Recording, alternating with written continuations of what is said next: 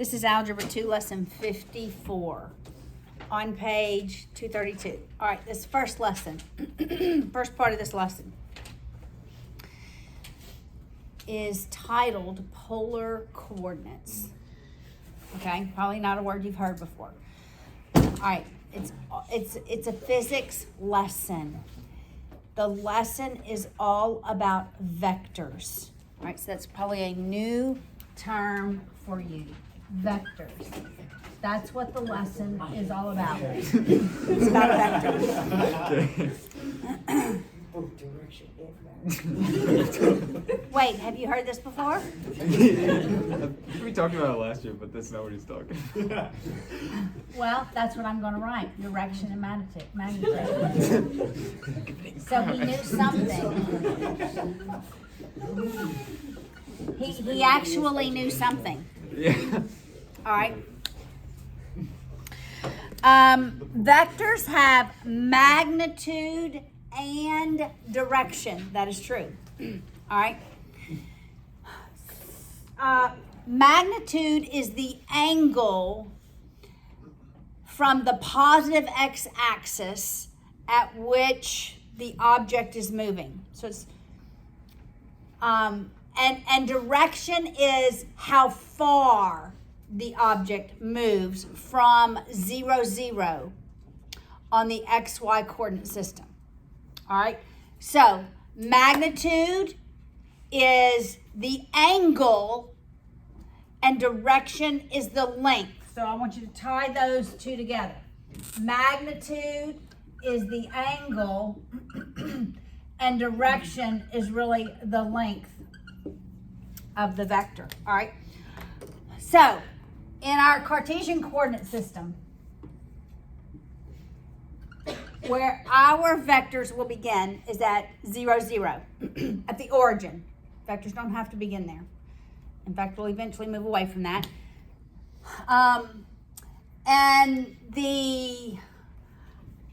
So there's an initial ray and there's a terminating ray.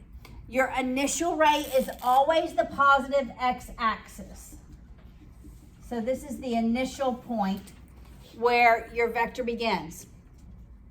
All right, it's going to make an angle with that positive x-axis. So your vector can rotate up this way, positive, all the way around, all the way around, all the way around. Got it? And we're going to look at the angle. And eventually we're going to look at negative angles. So if they rotate counterclockwise, the angle is positive. Counterclockwise, the angle is counterclockwise, the angle is positive. Counterclockwise, the angle is positive. Okay? Eventually, we're going to rotate vectors clockwise, and guess what the angle is going to be? Negative. Brilliant. Okay. All right, so the initial ray is always our positive x-axis, and we're going to rotate. So let's say I have a vector in the first quadrant. And let's say the terminating spot is, let's just say 3, 4. That just means that's your XY coordinate, okay? That is the stopping point of it, okay? So what really are vectors? So an airplane takes off at an airport, right? And as it reaches the end of the runway, hopefully and prayerfully it begins lifting off of the runway, right? And at some point in time, it's here, okay? That's a vector. That means the angle, the airplane has traveled so far, some distance. This would be your length, right? They've traveled some distance. So direction is like distance. I'm also going to tie it to something else in a minute, okay? At some angle to the ground. Got it? That's a vector. That's all a vector is. So that's the best example of a vector. Another example of a vector would be like if I were at the edge of a cliff or back a little ways and I rolled a ball. When it got to the end of the cliff, what would happen to the ball? It's going down, right? Right? It would go down. And it would not, because of the force at which it is rolling, so this also has to do with force, it wouldn't just go boom and then straight down, probably. It probably would go boom, you know, it would be sort of circular. And so it would have this direction, would be the length, and then the magnitude would be the angle that it makes with the cliff. So that would be a negative vector. Okay? Airplane is like a positive vector. Rolling a ball off of a cliff would be like a negative vector. There are different ways. Okay, well, let's look at this first. So always with vectors, I can draw right triangles. When I draw my right triangle, I want every ear listening, because this is one of the most important things that I will say. When you draw your right triangle, you're always drawing a leg, one of the legs of the right triangle, to the x-axis. Okay, so I want you to repeat that. I'm always drawing my leg to the x-axis. That is correct. Always the x-axis. All right, so let's just look at the Cartesian coordinate system. When I begin here, it's at 0 degrees. Okay? When I get here, what's the angle? 90 degrees. You got it? So that every vector in this first quadrant, its magnitude is going to be between 0 and 90 degrees. If it's in the first quadrant. All right, if I keep going around, how many degrees is this? 180 degrees. If I am in the second quadrant, what is my magnitude going to be between 90 and 180? Okay, what is here my x is positive, my y is positive. But in the second quadrant, my x is negative, my y is positive. Got it? Everybody got it? As I continue to rotate around, how many degrees is here? No, positive. I keep going around, 180, keep going around, and 270. So if I'm in the third quadrant, if my vector is in the third quadrant, what is my magnitude between 180 and 270? Okay, I know this sounds simple, but it's a little harder to apply.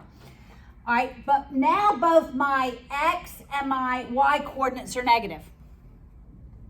Okay? As I rotate, continue to rotate counterclockwise. When I get back here, how many degrees am I at? 360. So in the fourth quadrant, I'm between 270 and 360 degrees. Now my x coordinate is positive and my y coordinate is negative. All right, so I'm going to rotate them around. So I could have, let's go ahead and work with this vector. Okay, I'm going to redraw it over here.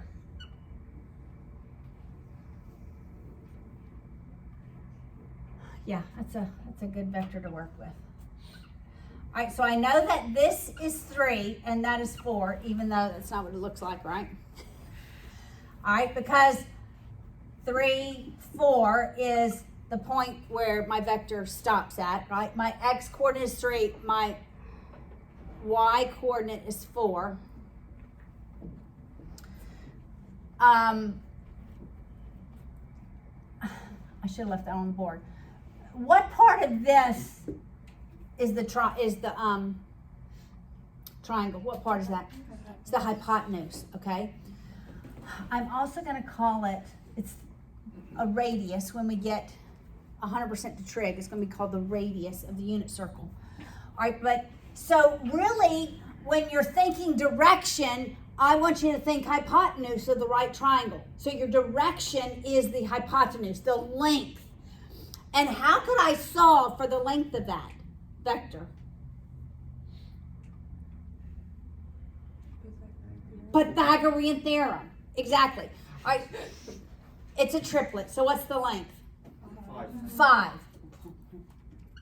Okay. So the direction of this magnitude would be 5, whatever the measurement is. Okay. Now, what is the magnitude? The magnitude is the what? Angle. Direction is the length. Direction is the length. The magnitude is the angle. So right here is going to be my angle.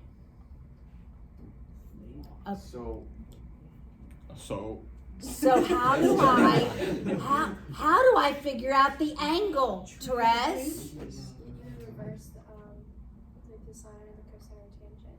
Okay, which one would you use? You do the inverse. If this is what you were given, what number did I calculate? Tan, that's right. So I would do inverse tan of what over what? 4 over 3 is going to be theta. All right, so everybody do that in their calculator. So you're going to have to use trig to figure out some of the pieces of the vectors. 53.1? 3 degrees. There we go. So 53 degrees. So when the airplane reaches here, maybe that's 3 miles. He'd probably be steeper. Because when they take off, they go, and then they level off. But, so the magnitude, we're just going to leave it at 53 degrees. So there's 2 ways that you're going to learn now. There's going to be at least 1 or 2 more that we'll learn. 2 ways to notate vectors. So this is how do we notate vectors? Vector notation.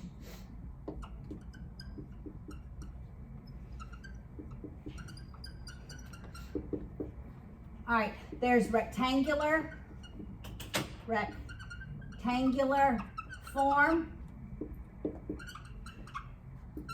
form, that's F-O-R-M, even though it doesn't look like it. And then there's polar coordinates.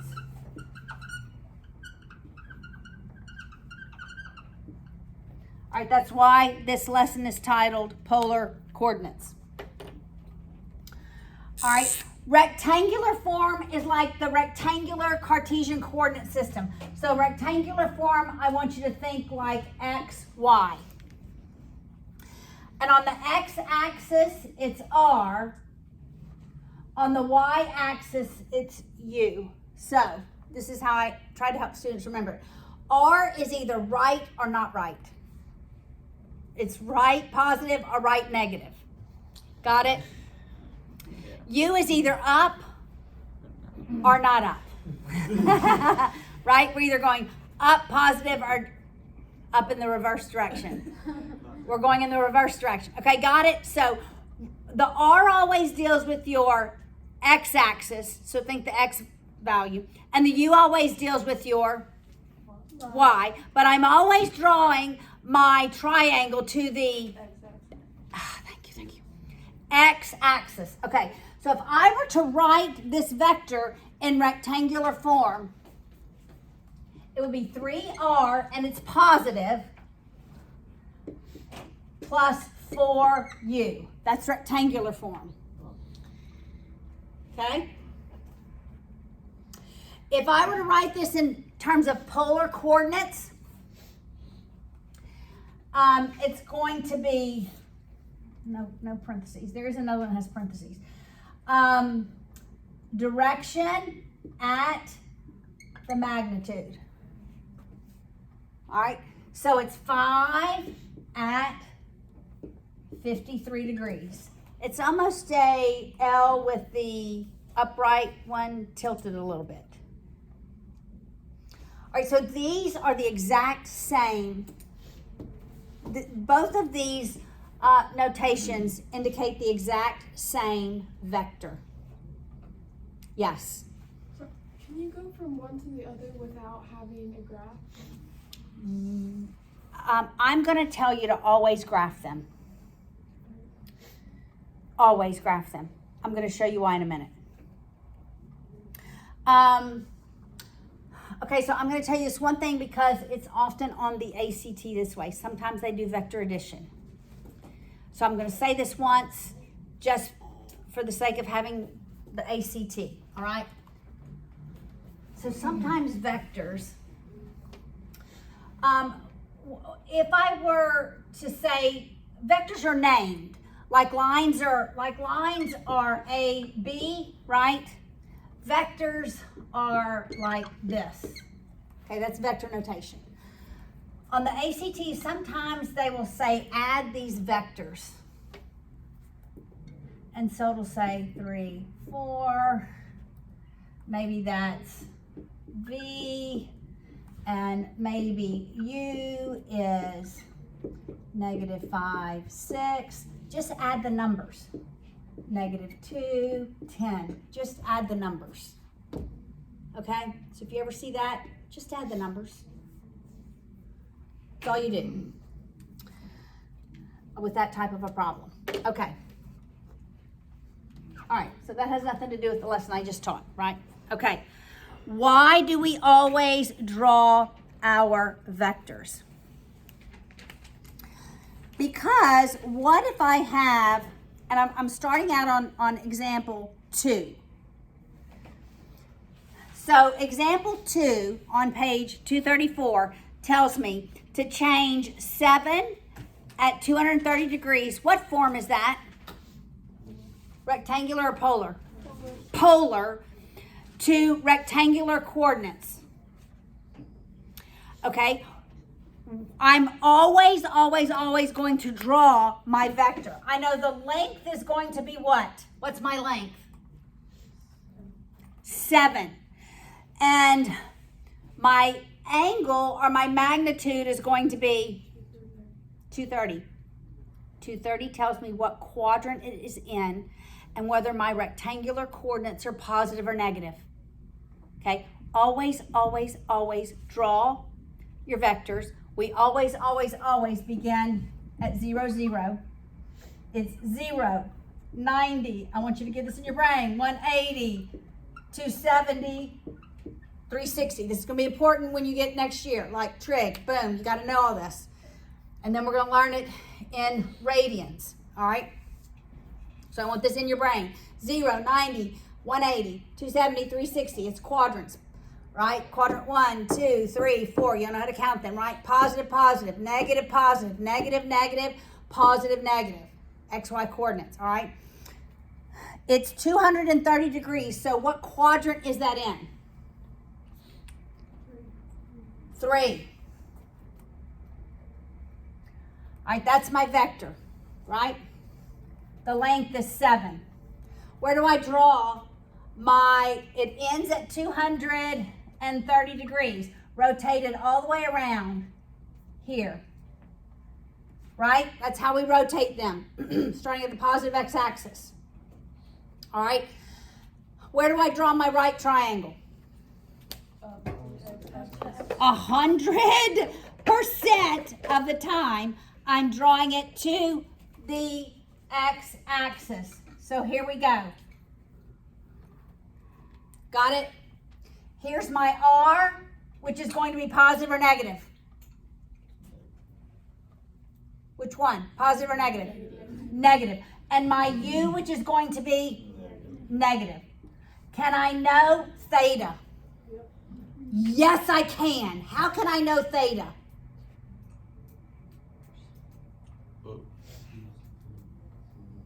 What? I go all the way to 230, and the angle from here to the x-axis is the 230 minus the 180, which is 50 degrees. Okay, so I can know that theta. Is that the angle of the vector? No. But I'm using right triangles with the x-axis to calculate my r and my u. Got it? Okay. So now, I have the length is 7, and this angle with the x-axis is 50 degrees. How am I going to solve for r? Yes. Wait, how did you know 50 degrees? Okay, because I know that this is 180, and I draw a right triangle between here and here. Oh, so you did 230 minus, okay. 230 minus 180, okay? How do I solve for r? Yeah, what? Cosine. Okay, I want to lock this in our brain. The x, now in vectors, the r, is always your cosine. Always, always, always. In trig, your x value is always, always, always relates to your x. And it's in alphabetical order. X is cosine, y is sine. Both in alphabetical order. Got it? So when you think x, you're thinking cosine. Okay. All right, so I'm going to use the cosine. So it would be the cosine of 50 degrees equals what over what? R over 7. I multiply by 7. That's really a capital R. All right, so 100% of the time you can know to solve for R. Everybody listen. I take the length times the cosine of that angle to the x-axis. The length times the cosine of the angle to that axis, to that x-axis. Okay, so I need to know what's 7 times the cosine of 50, and that gives me the R. 4.5. Say that? 4.5. 4.5. All right. Now, U is my Y value, up and down. You see that? So 100% of the time, when I think of Y, what trig ratio am I thinking of? Sine. X is cosine, Y is, come on guys, like this should roll off your tongue next year. X is cosine, Y is sine. So to solve for the U value, I'm going to take, it really would be the cosine of 50 degrees equals the opposite over 7.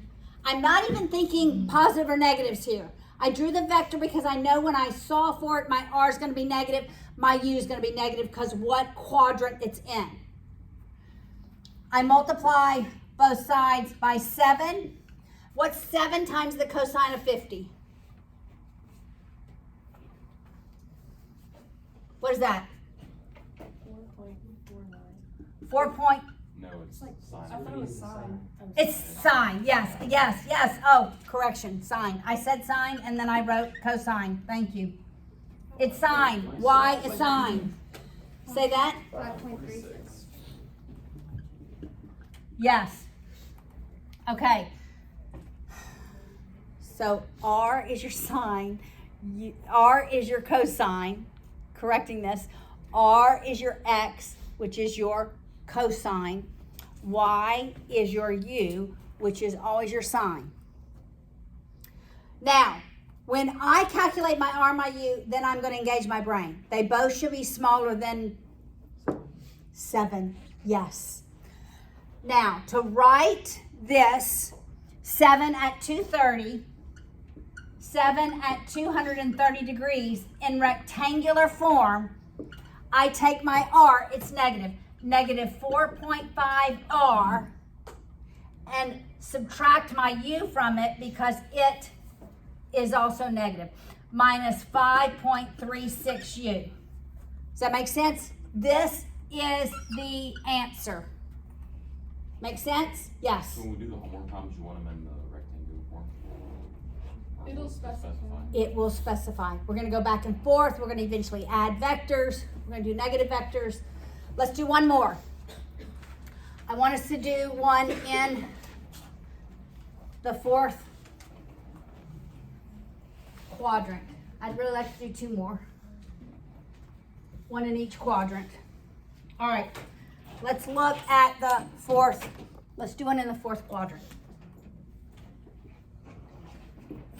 All right, let's say that my polar coordinates are 5 at 300 degrees. 5 at 300 degrees. What quadrant is that in? 0, 90, 180, 270, 360, right? And so it's in the 4th quadrant. I draw it here. All the way around to here is 300 degrees. Got it? Where do I draw my right triangle to? X-axis. Thank you. This is the x-axis. I'm always drawing up or down, never to that other axis, which I'm not even going to say. Always to the x-axis. Okay, the length is 5. What's theta? 60. 60 degrees. How'd you get 60 degrees? Subtracted 360 from 360 minus the 300. Does everybody see that? So 60 degrees. Well, is my R going to be positive or negative? Positive. Positive. Is my U going to be positive or negative? Negative. All right. Alright, Michael, Jesus. Right? Okay. How am I going to solve for the length of R? Cosine. So it's going to be the length times the cosine of 60 degrees is my R. How are we going to solve for the U? Say that.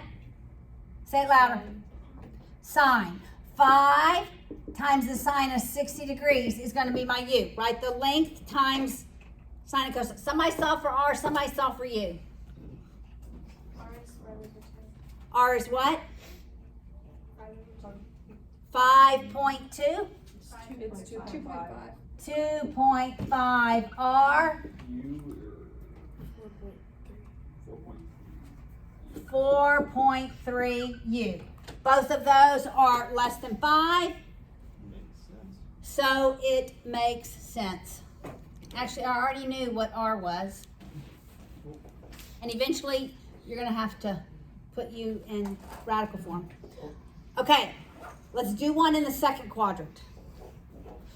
All right, so let's say I have polar, not rectangular, polar coordinates of 10 at 165 degrees. All right, 10 at 165 degrees. What quadrant? 2nd quadrant. I draw my vector in the 2nd quadrant. From here to here is 165 degrees. I always draw my right triangle to the X-axis. x-axis. Is my R positive or negative? What about you? Positive. Can I know theta? What is it? 75 degrees. Say that again. 15. Oh. 15. It's 180 minus the 165. Got it? I get it. 180 minus, so it's 15 degrees. How do I solve for R? Cosine. So 10 times 10 15. times the cosine of 15 degrees is my R, and the U. 10 times the sine of 15. All right, solve for R, solve for U. U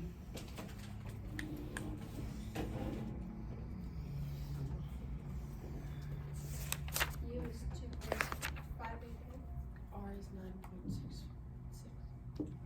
Okay, so 9.7 R, that's a negative, plus, what was U, 2.6, maybe? U.